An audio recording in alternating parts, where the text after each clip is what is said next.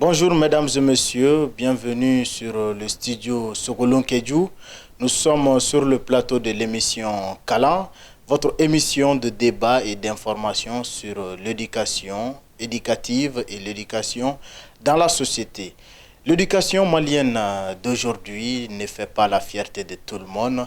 Les raisons sont nombreuses et diverses. Aujourd'hui, nous recevons sur le plateau un jeune malien, doctorant à l'Université d'Ottawa, Dr Moussa Thiam. Bonjour. Bonjour. Bienvenue sur ce plateau. Un plaisir. Bien, aujourd'hui, nous parlerons de la baisse de niveau des élèves. Avant d'entamer ce thème, nous allons commencer par une question qui s'adresse à vous. Qui est Moussa Thiam?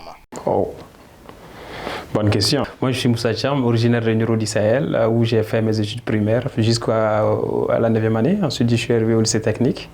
Et ensuite, ça a commencé, la faculté des sciences et techniques du Mali, etc. etc. Et actuellement, je finis mon doctorat à l'Université d'Ottawa au Canada. Et je suis enseignant-chercheur à l'École normale d'enseignement technique et professionnel, où je donne les cours de génie civil et environnement. Impliqué dans beaucoup d'associations et d'organisations, je suis le premier ambassadeur du Next Einstein Forum pour le Mali. D'accord. Bienvenue sur ce plateau. C'est un honneur et un plaisir de vous recevoir. Aujourd'hui, nous parlons de la baisse de niveau des élèves. Il s'agit de l'école malienne. Première question, qu'est-ce que la baisse de niveau des élèves? Avant d'entamer ce thème qui me tient vraiment à cœur, il est à signaler qu'actuellement les élèves primaires secondaires sont actuellement en grève et ça a pris tellement de temps. Je viens de Niro du Sahel où j'ai eu à passer une semaine avec mes jeunes frères. C'est très triste et j'espère que les acteurs impliqués trouveront une solution le plus tôt possible. On le souhaite plus profond de nous-mêmes sur Kalan. Alors, la baisse de niveau. En termes de baisse de niveau, quand on parle de baisse déjà, ça veut dire qu'on était à un certain niveau avant. Donc, de là, il y a une certaine diminution. Et la diminution, pour ce qui concerne le niveau à l'école, ça peut se mesurer avec plusieurs indicateurs, notamment le produit fini à l'école quand il termine, en termes de compétences, en termes de savoir-faire. Et malheureusement, c'est une triste réalité au Mali. De jour en jour, on ne voit que la diminution de niveau. Et j'espère que nous, acteurs et futurs cadres de ce pays-là, on va pouvoir nous impliquer pour pouvoir rehausser un peu.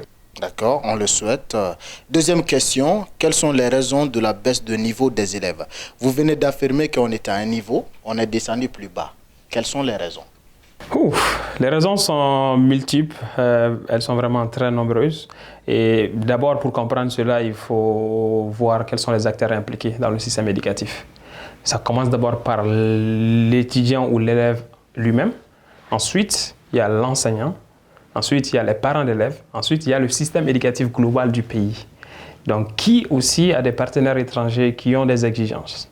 Comment faire en sorte que l'ensemble de ces partenaires puissent ou acteurs agir ensemble pour avoir un produit fini à la hauteur du souhait. Donc, les causes sont nombreuses. Je me rappelle bien quand nous, on était au premier cycle, pour pouvoir passer, c'était 5 de moyenne minimum. Tu es à 5 ou bien tu ne passes pas. Mais avant de quitter le second cycle, ils ont réduit la moyenne des passages à 4. Ensuite, pour le second cycle, ils l'ont emmené à 9. Okay. Ensuite, là, c'était déjà quoi? Un premier problème, c'était que les bailleurs de fonds exigeaient à ce que les gens puissent avoir un certain quota pour pouvoir continuer à bénéficier des avantages qu'on les accordait. Ça, c'est déjà quelque chose que nous, à notre niveau, on ne maîtrise pas, mais que nos décideurs doivent pouvoir trouver des stratégies pour pouvoir... C'est vrai, on a besoin des appuis, mais comment utiliser ces appuis-là pour que demain, nos produits finis puissent être à la hauteur? Deuxième acteur impliqué, c'est l'État et les collectivités décentralisées. Ils ont amené l'école, on a décentralisé certaines choses. Malheureusement, les systèmes et les mécanismes mis en place n'ont pas été forcément à la hauteur. Et ce qui trouve que tu trouveras dans des établissements, triste réalité, quand on regarde le cas de Kenyaba, il y a 3 ans, on était là-bas pour la Semaine africaine des sciences. Pour tout le lycée, il y a un seul prof de physique-chimie. Plus de 1000 élèves. Comment on explique cela? Donc là, ça amène carrément, quelle que soit sa bonne volonté, ce jeune homme ne pouvait que donner le meilleur de lui-même. Mais avec 1000 élèves, ça ne peut pas suffire. Donc l'État, les collectivités décentralisées doivent faire en sorte d'avoir un environnement propice, mais surtout les outils et les ressources humaines à la hauteur du souhait pour pouvoir le faire. Quand on vient à Bamako, c'est une chose, mais quand on va dans les régions et autres, j'avoue qu'il y a des variabilités comme pas possible. Ensuite, je reviens maintenant aux acteurs principaux, à savoir les parents d'élèves, l'élève et l'enseignant. Les enseignants, malheureusement, ils ne sont pas dans les conditions, mais on ne peut pas observer au Mali une année sans passer par des grèves des enseignants. Donc là aussi, ça perturbe le rythme de l'élève, ça perturbe le rythme du prof, mais surtout, ça ne permet pas d'avoir un environnement stable. Les parents d'élèves, il ne suffit pas d'envoyer un enfant à l'école, mais il faut aussi faire un suivi, non seulement à la maison, mais aussi s'assurer que ce qu'on est en train de faire à l'école répond aux besoins. Et malheureusement, à ce niveau, il y a beaucoup de démissions. Et il y a beaucoup d'autres comportements, surtout venant des parents d'élèves, qui, certains sont prêts à aller acheter des notes pour faire passer les enfants. Donc ça, à ce niveau, il y a beaucoup de mots, mais on doit se mettre en cause. Et enfin, je vais parler de l'élève lui-même. Il faut savoir pourquoi on va à l'école. Si on ne sait pas pourquoi on va à l'école, la mission ne peut, quelle que soit la bonne volonté des parents ou les moyens, etc., on ne pourra jamais atteindre l'objectif. Donc l'élève doit savoir pourquoi je vais à l'école. Et qu'est-ce que moi, en tant qu'élève, je dois faire? Quels sont mes devoirs? Quels sont mes droits? Et une fois qu'il fait une bonne balance de cela, avec une vision stratégique et le coaching de la famille et du maître en classe, il pourra savoir où aller et comment aller. Et à moyen terme, il va être ce produit-là qu'on veut avoir dans notre société et qui va être là pour assurer la relève des générations futures. D'accord. Merci beaucoup pour la clarté des questions et vous avez un peu piétiné sur la troisième question, le rôle des acteurs de l'éducation. Mais je voulais que vous parlez plus sur le rôle des parents. Et vous avez cité les trois acteurs majeurs, l'élève, le parent, l'école. Mais le parent, est-ce que le parent de l'école malienne de votre temps est pareil que le parent d'élève d'aujourd'hui? J'avoue que c'est très différent. Parce qu'actuellement, les parents, surtout ceux qui sont au premier cycle, c'est des grands frères un peu plus âgés que nous ou notre génération.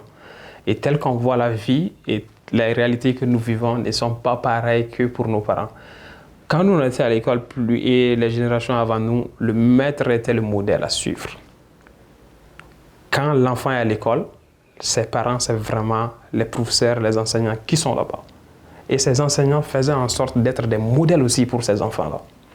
Mais aujourd'hui, est-ce qu'avec le temps actuel, on peut garantir que ces maîtres qui sont à l'école, pour la plupart, certains qui viennent parce qu'ils n'ont pas d'autre choix, ils viennent, c'est comme un choix de second plan pour enseigner, ils ne viennent pas par conviction. Quand moi j'étais là, mon prof, il n'y a rien à dire. Il a la volonté d'enseigner, il aime ce qu'il fait et avec ça, il peut amener beaucoup de générations à pouvoir rêver plus. Mais est-ce que moi, actuellement, jeune enseignant-chercheur, je ne pourrais pas garantir que tous les enseignants sont comme ça? Donc ça manque déjà un grand problème. Maintenant, de deux, pour ce qui concerne les parents d'élèves, il faut d'abord qu'on situe nos responsabilités. Il ne suffit pas d'envoyer l'élève à l'école seulement, mais il faut se rassurer que qui est en train d'enseigner nos enfants? Quel programme on est en train de faire? Et comment l'élève est en train d'assimiler? Est-ce que s'il y a un problème, c'est plus l'élève ou c'est le maître à mettre en cause? Mais malheureusement, pour notre cas actuellement dans la société, très peu de parents partent d'ailleurs voir à l'école ce qui se passe. Et quand l'enfant revient à la maison aussi, il ne se rassure pas de faire un suivi. Même s'ils font le suivi, soit le parent est trop occupé, soit il fait juste confiance à l'enfant, etc., etc. À la fin, qu'est-ce qu'on a remarqué? De génération en génération, les enfants sont en train de devenir très intelligents. Il y a l'Internet actuellement, l'informatique, ils peuvent falsifier les notes très facilement. Et là, le parent qui ne prend pas le temps de suivre l'enfant avec un peu plus de rigueur, il va juste dire « Ok, mon enfant il a 8 de moyenne, il a 18 de moyenne », alors qu'en réalité, il n'a rien.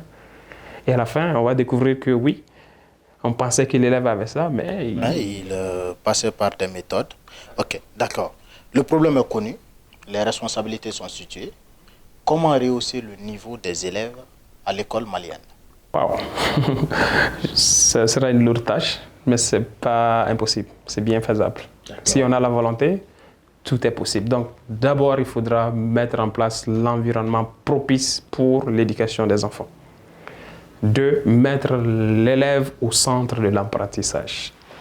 Si moi je veux une chose, en tant qu'élève, quelqu'un n'a pas besoin de me forcer pour pouvoir réussir. Donc ça, c'est le départ. L'environnement propice, mettre l'élève au centre de l'apprentissage. Si une fois cela compris, que chacun joue son rôle, s'il y a des défaillances, il faut agir. Il ne faut pas laisser que ça s'aggrave. Et une fois qu'on a cela, il faudra aussi des rencontres de façon régulière pour mettre en cause qu'est-ce qui a bien marché, qu'est-ce qui a moins bien marché et comment on peut prendre des mesures pour l'avenir afin que nous puissions continuer progressivement de nous améliorer, mais réduire aussi l'impact des insuffisances. Donc là, avec cette méthode stratégique, on pourra aller de l'avant. Comment aussi essayer de trouver l'utilisation efficace et efficiente des ressources allouées à l'éducation, que ce soit ceux qui sont fournis par les bailleurs de fonds ou bien les partenaires étrangers. Donc, en essayant de voir ces éléments, on pourra mieux s'en sortir et essayer de rehausser le niveau. Ensuite, je reviens au cas des enseignants. Malheureusement, pour la grève intempestive, que ce soit l'enseignant ou l'AEM, l'AEM, c'est l'association, c'est un syndicat des élèves et étudiants. Comment faire en sorte qu'on puisse inculquer une autre éducation? Parce que c'est bien beau d'avoir une vision, d'avoir l'environnement, mais si les concernés ne s'y mettent pas, on ne va pas pouvoir s'en sortir.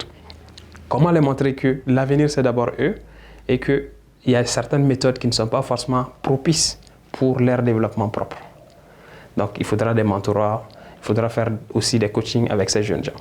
Pour ce qui concerne les profs, je suis triste, mais c'est la triste réalité. Au Mali, ils ne sont pas bien payés et ça n'encourage pas. Donc, si tu n'es pas bien payé, pendant que toi, tu es en classe, tu veux te donner à 300%, il y aura d'autres soucis. Et quand tu as ces soucis-là, ça ne te permettra pas d'être toi-même. Donc, si l'État peut faire un effort pour pouvoir amener ses enseignants dans les conditions meilleures, il ne faut pas seulement se limiter à Bamako. Et je le dis, c'est très triste, mais les régions, il faut vraiment y penser. Parce que, heureusement ou malheureusement, moi j'ai eu la chance d'être à Bamako, mais j'avais des grands frères qui étaient 50 fois plus intelligents que moi, mais ils ont fait minimum le bac 2 fois. Même père, même mère, même condition de famille. Si eux, ils n'ont pas pu réussir, ce n'est pas parce qu'ils sont idiots. Si moi j'ai pu réussir, ce n'est pas parce que je suis plus intelligent qu'eux.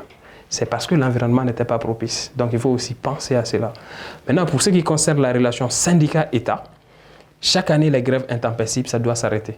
Et pour que ça puisse s'arrêter, l'État doit avoir une vision stratégique et les syndicats aussi doivent savoir ce qu'ils veulent. Donc il faut une convention collective. Et quand on négocie la convention collective, ce n'est pas chaque année, ça doit être périodique. Quand cette année, on fait une convention collective et que vous avez pu avoir gain de cause pour vos doléances, on ne peut pas revenir dans 3 mois pour aussi renégocier. Réclamer les mêmes causes. Ou bien renégocier les clauses. Il faudra une période pour pouvoir mettre en œuvre, voir l'évolution et surtout faire des ajustements. Là, ça prend un certain temps et dans des pays qui sont vraiment sérieux en termes d'éducation, c'est ce qu'on fait. On peut donner 3 à 5 ans ou 2 à 7 ans, etc. etc. Et les syndicats dans différentes organisations et à différents niveaux doivent aussi avoir une synergie d'action. Et cette synergie d'action va nous permettre non seulement de réduire les impacts de nos différentes grèves, mais aussi à la sortie d'avoir des produits à la hauteur des souhaits. Mais surtout, que l'enseignant aussi soit évalué au Mali. Malheureusement, ce n'est pas le cas. Il y a des enseignants qui viennent en classe, qui doivent faire 90 heures, ils ne viennent que 30 heures.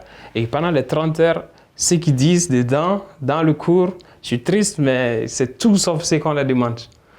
Il faudra aussi trouver des stratégies et des moyens pour pouvoir évaluer l'enseignant dans son travail et que ces évaluations soient prises en compte pour sa progression. Donc, je pense qu'avec ces quelques mesures, on pourra espérer avoir l'environnement propice, que l'élève soit déterminé, que l'enseignant soit dans les conditions qui soient respectées et que l'État joue pleinement son rôle. D'accord. Quelle solution pour une école compétitive au Mali? Parfait. Non, j'ai très bien compris la question et c'est une excellente question. Mais moi, je vais plutôt aborder dans un autre sens en disant que comment avoir l'école de nos besoins? D'accord. Quand on regarde le cas des universités au Mali, quand j'ai eu le bac en 2006, on avait minimum les 40 à 50% qui faisaient droit. Ou bien ils partent faire lettres modernes. C'est quoi concrètement les besoins pour le Mali? Donc pour la formation, il faut savoir qu'est-ce qu'on veut mettre sur notre marché. Et pour cela, ce n'est pas que le prof ou l'étudiant, mais ça doit être une vision stratégique de l'éducation nationale. Donc, comment mettre en place d'abord ces filières-là? Et comment faire en sorte que les produits qui viennent de la base puissent continuer à la sortie et être ce qu'on veut? Actuellement, les nouvelles technologies de l'information et de la communication, combien de personnes sont formées au Mali dans le secteur public? À part l'INI, l'ENTP, je ne connais pas une autre école publique qui forme des ingénieurs télécommunications ou des masters. Et là, par promotion, c'est maximum 40, 50. Multiplié par 2, c'est 100. Et Dieu sait que le besoin est là. Comment ne pas essayer de rehausser cela, le nombre? Plus de monde dans le domaine scientifique, ça permettra aussi d'avoir des produits à la sortie qui vont être compétitifs et qui peuvent aussi créer des business. Donc, essayez d'abord de voir quelles sont les filières qui répondent à nos besoins. Le Mali, c'est un pays très vaste. On a des terres en abondance. L'agriculture, l'agronomie, c'est d'abord adapter la formation aux besoins. Le cas palpable, c'est le nombre de littéraires qu'on forme après le bac. Quelles sont les stratégies pour avoir l'école de nos besoins? C'est d'abord faire en sorte d'avoir la formation adaptée aux besoins réels du pays, qui peut nous amener vers l'autosuffisance alimentaire d'abord, mais surtout nous permettre d'être à la hauteur des autres pays en termes de recherche-développement, mais surtout en termes d'utilisation des nouvelles technologies de l'information et de la communication. Donc là, ça passe nécessairement par la mise en valeur de certains domaines scientifiques. Ensuite, pour ce qui concerne les produits finis, le cycle de formation, c'est pendant un temps. Quand on dit un semestre, c'est un nombre de cours spécifiques. Le nombre d'heures de cours magistraux et des cours travaux pratiques et des sorties de terrain doivent être respectés. Faire en sorte qu'on puisse avoir des mécanismes pour pouvoir cadrer tout ça dans l'environnement propice. Booster les partenaires, surtout les syndicats et l'État à respecter les engagements. Mettre en place aussi des mécanismes qui vont nous permettre de faire ces suivis et agir quand il le faut pour limiter les dérapages, ne pas attendre que l'hémorragie soit très grave. D'accord. Alors, nous sommes à la toute dernière question. Quel est votre message à l'endroit des jeunes Maliens? Waouh! Jeunes Maliens, y compris moi-même, la première des choses, c'est savoir ce qu'on veut. Une fois qu'on sait ce qu'on veut, définir maintenant nos méthodes pour pouvoir y arriver. Et ces méthodes, ça passe par plusieurs choses, plusieurs étapes. On peut vouloir une chose, on n'a pas les moyens. Ça, c'est le plan A. Si on n'a pas le plan A, il faut essayer d'être flexible, trouver d'autres stratégies pour aller. À défaut du lait de maman, il faut se contenter de grammaire.